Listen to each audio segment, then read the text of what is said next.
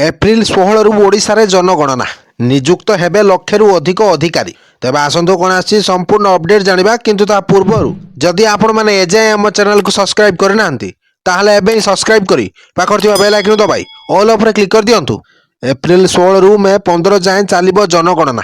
30 दिन धरी प्रथम पर्याय रे घर गणना करा जिवो।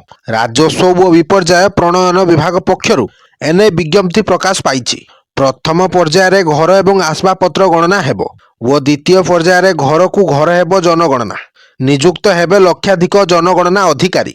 यहाँ पूर्वरु सबु जिलापालଙ୍କ सह आलोचना करिसेंती उन्नयन कमिशनर। तबे लोकसभा भवन रे उन्नयन कमिशनरଙ୍କ अध्यक्षतारे राज्य स्तरीय जनगणना समन्वय कमिटी बैठक रे तारीख धार्य होइतिला। तबे राज्य रे जनगणना पई 6 मास धरी प्रस्तुति चलीतिला वो भुवनेश्वर कटक रे प्री टेस्ट सरिछि। तेणु आसंता 3 मास धरी जनगणना अधिकारी को दियाजिबो ट्रेनिंग।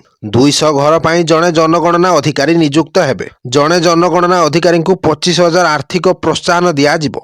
वो एप्रिल 16 रु मे 15 भितरे प्रथम फेज रे घर मार्क हेबो वो 2027 फेब्रुआरी रु द्वितीय पर्याय रे जनगणना सेवा आरंभ हेबो। Bureau report Odisha news.